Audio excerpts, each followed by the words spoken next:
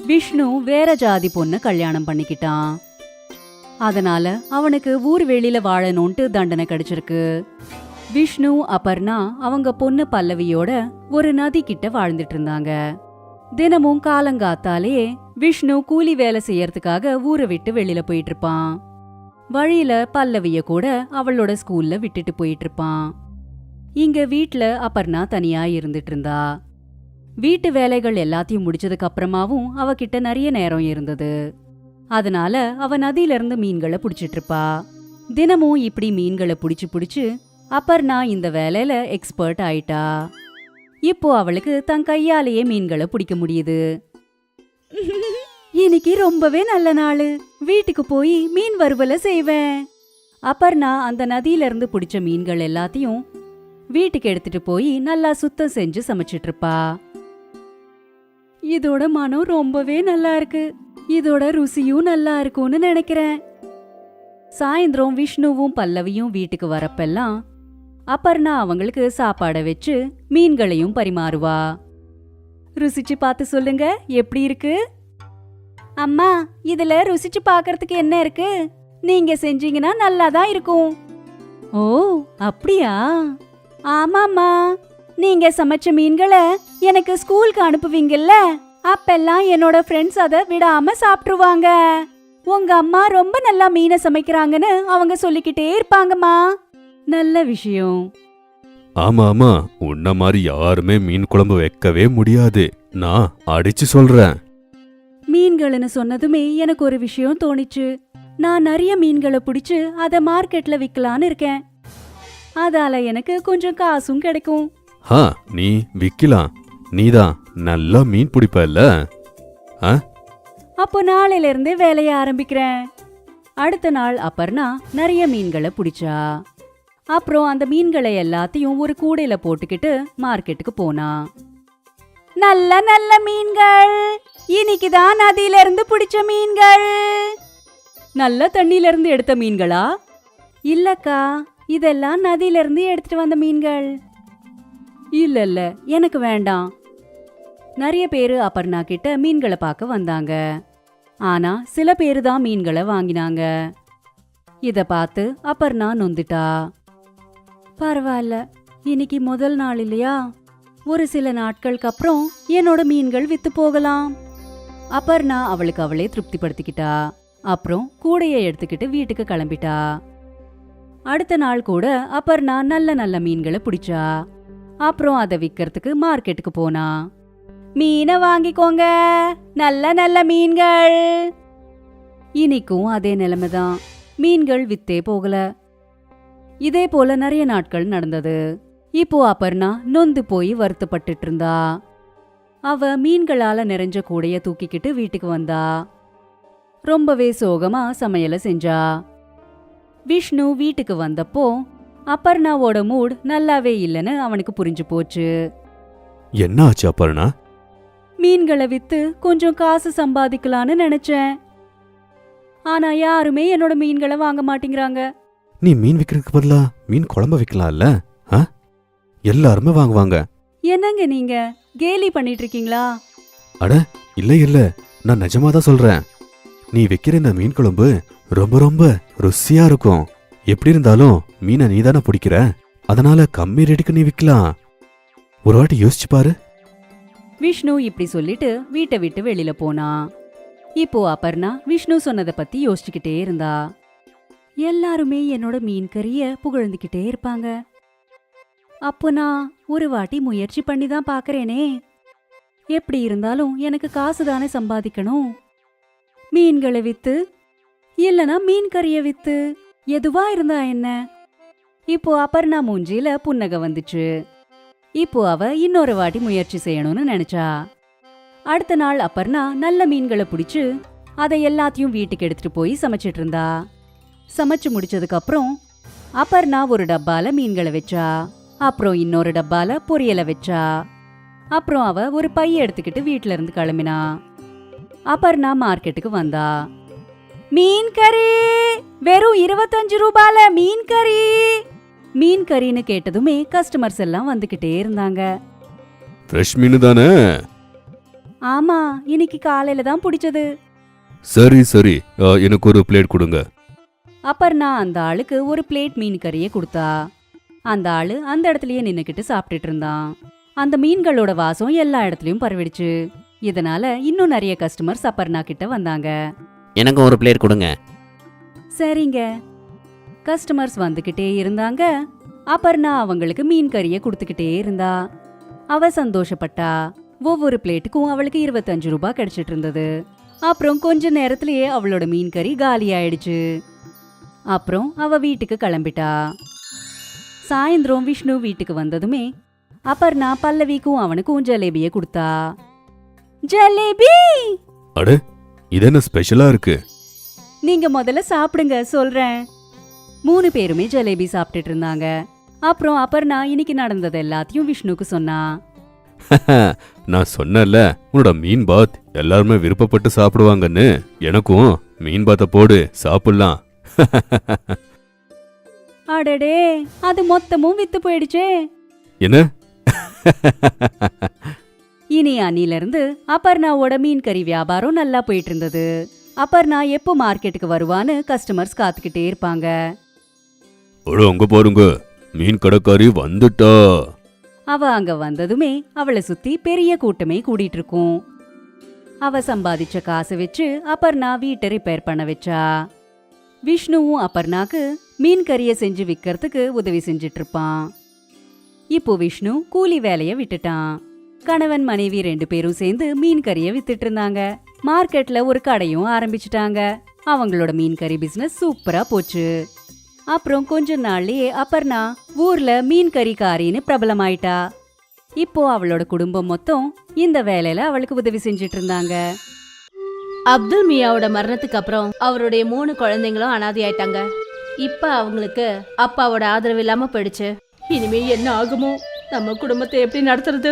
2 வயசு வந்த பொண்ணுங்க இருக்காங்க, கல்யாணம் வேற பண்ணணும். அல்லா, கருணை காட்டுங்க அல்லா. அம்மா, இப்ப நாங்க தான் வெளியில போய் வேலை செய்யணுமா? ஆனா உன்னால என்ன வேலை பண்ண முடியும்?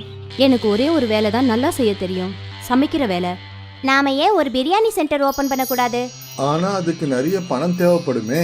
பணத்தை பத்தி கவலைப்படாதீங்க. என்கிட்ட கொஞ்சம் நகைங்க இருக்கு.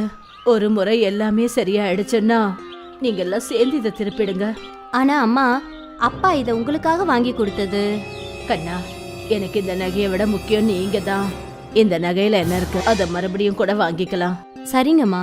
ஷிஃபானி அவங்க அம்மாவோட நகைகளை வாங்கிக்கிட்டா. அப்புறம் அதை அடகு வச்சு அதுல அவளுக்கு 20,000 ரூபாய் கிடைச்சது. அந்த பணத்துல அவங்க சின்னதா ஒரு வண்டி கடை வாங்கினாங்க. அப்புறம் அண்ணன் தங்கைங்க 3 பேரை சேர்ந்து அந்த கடையில வேலை செஞ்சாங்க. வாங்க வாங்க, சுட சுட பிரியாணி தயாரா இருக்கு. ஒரு தடவை சாப்பிட்டா மறுபடியும் சாப்பிட தோணும். சீக்கிரம் வாங்க, சுட சுட பிரியாணி முடிய போகுது. நிறைய பேர் அவங்க கடை பிரியாணிய சாப்பிட்டாங்க. அப்புறம் எல்லாருக்கும் அந்த பிரியாணி பிடிச்சிருச்சு. வாவ், பிரியாணி ரொம்ப அற்புதமா இருக்கு. இவ்வளவு சுவையான பிரியாணி இது வரைக்கும் சாப்பிட்டதே இல்லப்பா. ஆமா ஆமா, பிரியாணி ரொம்ப நல்லா இருக்கு. ரொம்ப நன்றி அண்ணன். இது எங்க அம்மாவோட ரெசிபி, எங்க அம்மாவோட ஸ்பெஷல் பிரியாணி. ரொம்ப நல்லா இருக்கு. அப்புறம் மெல்ல மெல்ல அவங்க பிரியாணி கடை நல்லபடியா ஓடுச்சு. இப்ப ஜனங்க கூட்டமா வர ஆரம்பிச்சாங்க. எனக்கு 2 பிரியாணி பார்சல் கொடுமா. சரிங்க. எனக்கும் 2மா. இப்ப நதீனுக்கு ஜனங்களை சத்தம் போட்டு கூப்பிட வேண்டிய அவசியம் இல்ல. கடையில அவ்வளவு கூட்டமா நின்னுட்டு இருந்தாங்க. அண்ணன் தங்கைங்க 3 பேரும் சேர்ந்து ஆர்டரை கொடுக்க ஆரம்பிச்சாங்க. இந்தாங்க உங்களோட ஆர்டர்.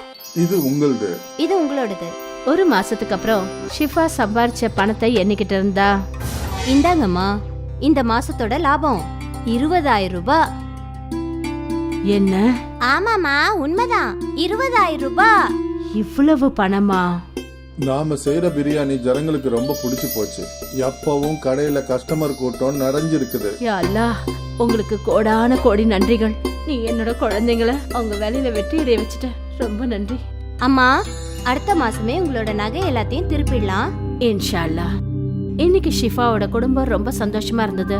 அவங்க அப்பா இறந்ததுக்கு அப்புறமா முதல் தடவையா அவங்க வீட்ல ஏதோ நல்லது நடக்க ஆரம்பிச்சது.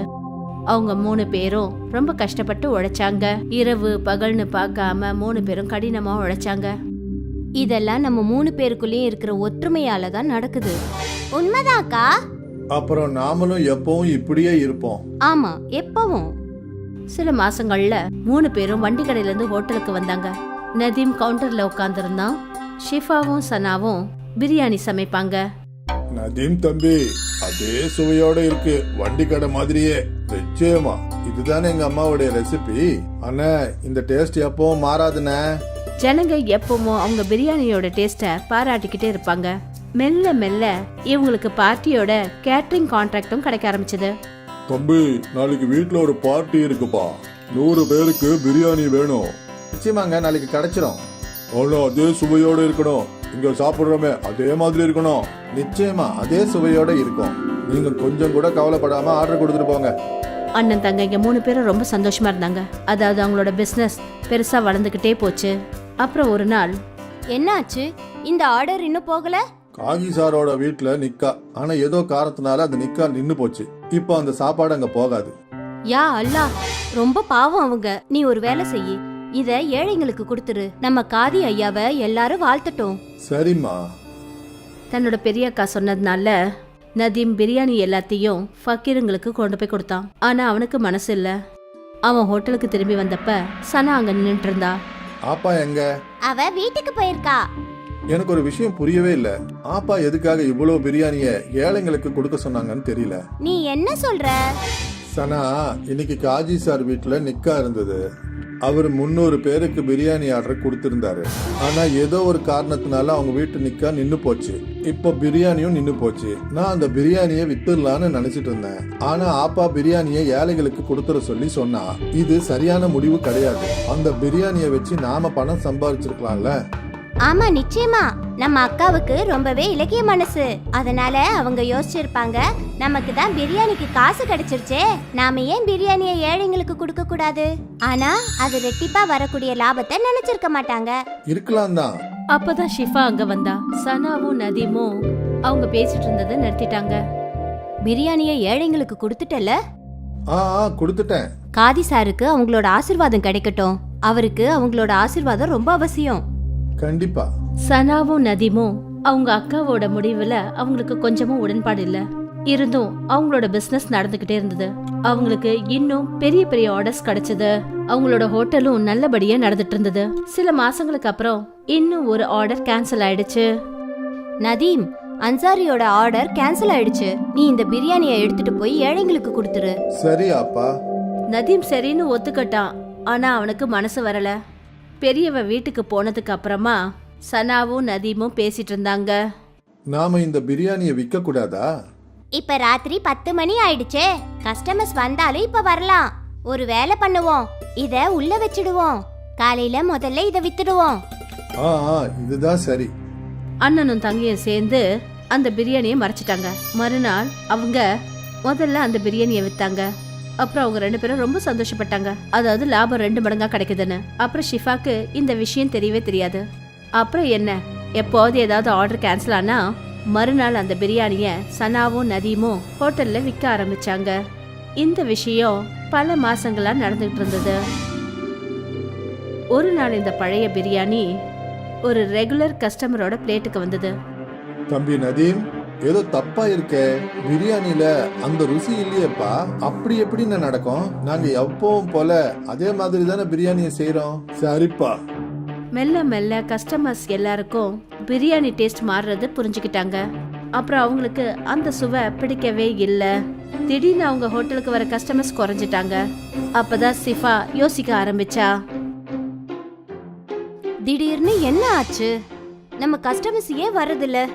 இப்படி போச்சுன்னா கடையை எப்படி நடத்துறது? நதீம்க்கு அவனோட தவறுகள் புரிய ஆரம்பிச்சது. அவன் தன்னோட அப்பா முன்னாடி அழ ஆரம்பிச்சான். எல்லாம் என் தப்பு தான். நானும் சனா அக்காவும் சேர்ந்து பழைய பிரியாணியை கஸ்டமருக்கு கொடுத்தோம். நீ என்ன சொல்ற? நதீம் தன்னோட அப்பாவுக்கு முன்னாடி அவன் செஞ்ச தவறுகளை ஒத்துக்கிட்டான். என்ன காரியம் பண்ணிருக்க நீ? அதிகமான லாபம் வேணும்ன்றதுக்காக பிசினஸையே கெடுத்துட்டியே. நாம எப்படி மறுபடியும் நம்ம கஸ்டமர்ஸ் கொண்டு வர்றது? எங்களை மன்னிச்சிடு அப்பா. எங்களுக்கு தெரியாது இப்படி எல்லாம் நடக்கும்னு. உன்னோட பேராசை எல்லாத்தையுமே கெடுத்துருச்சு. 3 பேரும் யோசிக்க ஆரம்பிச்சாங்க இப்போ என்ன பண்றதுன்னு. அப்புறம் மறுநாள் ஷிஃபாவுக்கு ஒரு வழி கிடைச்சது. ஷிஃபா ஒரு போர்டு எழுதி போட்டா, எங்களை மன்னிச்சிடுங்க. நாங்க செஞ்ச தப்பால நீங்க எல்லாரும் பழைய பிரியாணி சாப்பிட விடதாயிடுச்சு. நாங்க அதுக்கு வெக்கப்படுறோம். அதனால அடுத்த ஒரு வாரத்துக்கு நாங்க எல்லாருக்கும் ஃப்ரீயா பிரியாணி கொடுக்கறோம். இந்த போர்டை ஷிஃபா ஹோட்டலுக்கு வெளியில போட்டா கஸ்டமர்ஸ் போர்டை படிச்சாங்க. அவங்க ஃப்ரீ பிரியாணி சாப்பிட்றதுக்கு எல்லாரும் ஹோட்டலுக்கு வந்தாங்க. அப்புறம் மறுபடியும் ஒரு முறை அவங்களுக்கு அந்த சுவையான பிரியாணி பிடிக்க ஆரம்பிச்சது. இது அப்படியே பழைய டேஸ்ட்ல இருக்கு. ஆமா ஆமா, ரொம்ப நல்லா இருக்கு. ஒரு வாரத்துக்கு எல்லாருக்கும் ஃப்ரீயா பிரியாணி கொடுக்க வேண்டியதாயிடுச்சு. ஆனா அவங்களோட கஷ்டத்துக்கு ஒரு தீர்வு கிடைச்சது. அவங்களோட கஸ்டமர்ஸ் திரும்பி வந்துட்டாங்க. அப்புறம் சனாவுக்கும் நதீமுக்கும் புரிஞ்சு போச்சு, அதாவது பேராசைப்படுறது ரொம்ப தப்புன்னு. மறுபடியும் ஒரு முறை அம்மியோட பிரியாணி ஃபேமஸ் ஆச்சு. ஒரு காலத்துல நடந்த விஷயம் இது.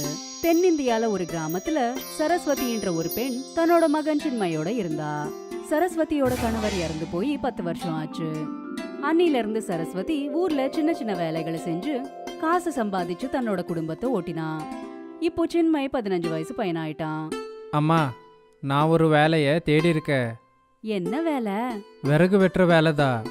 ஆனா கண்ணு, அதுக்காக நீ காட்டுக்கு போகணுமே. ஆமாம்மா. காட்டுக்குள்ள கொடூரமான மிருகங்கள் இருக்குமே. உனக்கு ஏதாவது ஆயிடுச்சுனா என்னால தாங்க முடியாது. அம்மா, நீங்க ஒன்றும் கவலைப்படாதீங்க. நான் தனியா போல, என் கூட நிறைய பேர் காட்டுக்கு வர்றாங்க. இங்க பாத்தீங்களா என்கிட்ட எவ்வளோ பெரிய கோடாலி இருக்குன்னு? காட்டு விலங்கால என் பக்கத்துல கூட வர முடியாது. ஜாகிரதையா இருடா கண்ணு. சரிம்மா, நீங்க கவலைப்படாதீங்க. அடுத்த நாள்ல இருந்து சின்மை மத்த விறகு வெட்டிகளோட சேர்ந்து காட்டுக்கு போனான். அவங்க சின்மைக்கு மரத்தை எப்படி வெட்டுறதுன்னு கத்து கொடுத்தாங்க. அவனும் சீக்கிரமாவே வேலையை கத்துக்கிட்டு இருந்தான். இப்படியே பல நாள் கடந்தது. மழை காலத்துல ஒரு நாள் சின்மை காட்டுக்கு தனியா வந்தான். அவன் விறகுகளை வெட்ட பார்த்தப்போ எல்லாமே ஈரமா இருந்தது. இதெல்லாம் பச்சையா இருக்கு. கொஞ்சம் முன்னாடி போய் பார்க்கற. சின்மை அடர்ந்த காட்டுக்குள்ள போனான். அங்க அவனுக்கு திடீர்னு யார்தோ அழற சத்தம் கேட்டது. அவன் அந்த குரலை பின்தொடர்ந்துகிட்டே போய் ஒரு புதர்கிட்ட போனான். அங்க போய் பார்த்தா ஒரு பொண்ணு மரத்துல மாட்டிக்கிட்டு அழுதுகிட்டு இருந்தா. அடடா, நீ நீ இங்க எப்படி மாட்டிக்கிட்ட? சின்மை அந்த பொண்ணை இழுத்துட்டு இருக்கும்போது அந்த பொண்ணுக்கு ரெக்கைகள் இருக்குன்னு கவனிச்சான். என்ன இது, உனக்கு ரெக்கை இருக்கா? ஆமா, நான் ஒரு தேவதை. முதல் தடவையா பூலோகத்தை பார்க்க வந்தேன். ராத்திரி இருட்டுல ஒரு புலி என்ன துரத்த ஆரம்பிச்சது. நான் பயந்து போய் ஓடிட்டு இருந்தேன். அப்புறம் இங்க வந்துட்டேன். நான் அந்த புலிகிட்ட இருந்து என்னவோ தப்பிச்சுட்டேன். ஆனா இங்க மாட்டிக்கிட்டு தொங்கிட்டு இருக்கேன். என்னோட ரெக்கைக்கும் அடிபட்டிருக்கு பாரு. சின்மை தன்னோட கோடாரியால கொடிகளை வெட்டிட்டு அந்த தேவதைய கொடியில இருந்து விடுவிச்சுட்டான். நன்றி, நீ என்ன விடுவிச்சுட்ட. உனக்கு ரொம்ப ரொம்ப ரொம்ப நன்றி. நீ இப்போ என் கூட வீட்டுக்கு வா. உனக்கு அடிபட்டிருக்கு. இந்த நிலைமையில உன்னால பறக்க முடியாது. நீ தனியா காட்டுல இருந்தா ஏதாவது காட்டு விலங்கு உன்னை கொன்னு தின்னுடு. அதனால நீ ஏன் கூட வா. நீ உண்மையதான் சொல்லிட்டு இருக்க. ஆனா உன்னுடைய இந்த ரெக்கை மனுஷங்க இத பார்த்தாங்கன்னா? யாருமே பார்க்க மாட்டாங்க. தேவதை ஒரு மந்திரத்தை சொன்னதுமே அவ ஒரு சாதாரணமான பொண்ணா மாறிட்டா. வா போலாம். சின்மை தேவதைய வீட்டுக்கு கூட்டிட்டு போனான். அப்புறம் வீட்டுக்கு போனதுமே எல்லாத்தையும் அவங்க அம்மா கிட்ட சொன்னான். அம்மா, தேவதை குணமாகற வரைக்கும் நாம அவங்கள நல்லா பாத்துக்கணும். ஆமாண்டா, நீ வைத்தியர்கிட்ட போய் மருந்து எடுத்துட்டு வா. இல்ல இல்ல, எனக்கு மருந்து எதுவும் தேவையில்ல. தேவதைகள் எல்லாம் தன்னோட சக்தியாலேயே குணமாயிடுவாங்க. எங்களுக்கு சாப்பாடு அப்புறம் ஓய்வு மட்டும்தான் தேவைப்படும் அம்மா. சரி கண்ணா, நீ ஓய்வு எடுத்துக்கோ. நான் எல்லாருக்காகவும் சாப்பாடு செஞ்சு வச்சிடுறேன். தேவதை அங்கேயே தூங்கிட்டா. அப்புறம் சரஸ்வதியும் சின்மையும் வீட்ல இருந்து வெளியில வந்தாங்க. அந்த தேவதை நம்மளோட விருந்தாளி. நாம அவளுக்கு நல்ல நல்ல சாப்பாட்டை செஞ்சு கொடுக்கணும். ஆமாம்மா. கண்ணு, நம்ம கிட்ட இப்போ காசும் இல்ல. ஆனா சின்ன சின்ன முருங்கைக்காய் இந்த மரத்துல வளர்ந்துருக்கு. அத வச்சு ஏதாவது உன்னோட பிறந்த நாள் அன்னைக்கு செய்யலாம்னு நினைச்சேன். இப்போ இதையே தேவதைக்கு செஞ்சு கொடுத்துடுறேன். சரிம்மா, உங்களுக்கு தோன்றது செய்யுங்க. இவங்க 2 பேரும் பேசிக்கிட்டத தேவதை கேட்டுட்டா. அவங்க அந்த இடத்துல இருந்து போனதுமே தேவதை முருங்கை மரத்து மேல ஒரு மந்திரத்தை போட்டா. சரஸ்வதி அந்த முருங்கைக்காய வச்சு ருசியான சாம்பார சமைச்சா. அப்புறம் அத சாதத்தோட தேவதைக்கு பரிமாறினா. ரொம்ப ருசியா இருக்கு. இந்த முருங்கைக்காய் மரத்தை நான் தானே வளர்த்தது. எனக்கு தெரியும் அம்மா. தேவதை சாப்பிட்டதுமே தனக்குள்ள இருக்கிற சக்தி கூடிடுச்சு. அப்புறம் அவளோட எல்லா காயங்களும் தானாவே குணமாயிடுச்சு. இப்போ நான் குணமாயிட்டேன். நான் இப்போ தேவலோகத்துக்கு போலாம் அம்மா. நீங்க 2 பேரும் எனக்கு ரொம்ப உதவி செஞ்சிருக்கீங்க. நன்றி. இது எங்களோட கடமைடா. அம்மா, நான் உங்களுக்கு ஒண்ணு கொடுக்கலான்னு இருக்கேன். நீங்க தயவு செஞ்சு வாங்கிக்கோங்க. உங்க முருங்கைக்காய் எல்லாம் மந்திர முருங்கைக்காயா ஆயிடுச்சு. நீங்க எத்தனை வாட்டி முருங்கைக்காய பறிச்சாலுமே உடனே முருங்கைக்காய் திரும்ப வளர்ந்துரும். இனி நீங்க நினைச்சப்பெல்லாம் சாம்பார் செஞ்சு சாப்பிடுங்க. நன்றி சின்மை, நீ ரொம்ப நல்லவன். தேவதை அங்கிருந்து பறந்து போயிட்டா. சரஸ்வதி அப்புறம் சின்மை வெளியில வந்து சில முருங்கைக்காய பறிச்சாங்க. அங்க உடனே புது முருங்கைக்காய் வளர்ந்தது. அத பார்த்து 2 பேருமே சந்தோஷப்பட்டாங்க. இப்போ நாம எப்ப வேணாலும் சாம்பார் செஞ்சுக்கலாம்டா சின்மை. அம்மா, அது மட்டும் இல்ல, இதை நாம விற்கவும் முடியும். ஆ, சின்மை அப்புறம் சரஸ்வதி நிறைய முருங்கைக்காய பறிச்சாங்க. அப்புறம் அந்த முருங்கைக்காயால நிறைய சாம்பார சமைச்சாங்க. அது கூடவே சாதத்தையும் சமைச்சாங்க. அம்மா, இந்த சாம்பார் சாதத்தை நான் வித்துட்டு வரேம்மா. சாம்பார் சாதத்தோட டப்பாவை எடுத்துக்கிட்டு சின்மை மார்க்கெட்டுக்கு வந்தான். நிறைய பேரு சாம்பார் சாதத்தை சாப்பிட்டு சின்மைக்கு காசு கொடுத்தாங்க. அன்னில இருந்து சரஸ்வதி மந்திர முருங்கைக்காய பறிச்சு தினமும் சாம்பார் சமைச்சிட்டு இருப்பா. அப்புறம் சின்மை சாம்பார் சாதத்தை மார்க்கெட்ல வித்துட்டு இருப்பான். மந்திர முருங்கைக்காயால செஞ்ச சாம்பார் சாதம் சின்மை அப்புறம் சரஸ்வதிக்கு ஒரு நல்ல வியாபாரமா மாறிடுச்சு. இனி அன்னில இருந்து சரஸ்வதி யார் வீட்டுக்குமே வேலை செய்யறதுக்கு போனதில்ல. அப்புறம் சின்மை கூட விறகு வெட்டுறதுக்கு காட்டுக்கு போனதில்ல. இப்போ அவங்க சாம்பார் சாதத்தை வித்து நல்லா சம்பாதிச்சிட்டு இருந்தாங்க.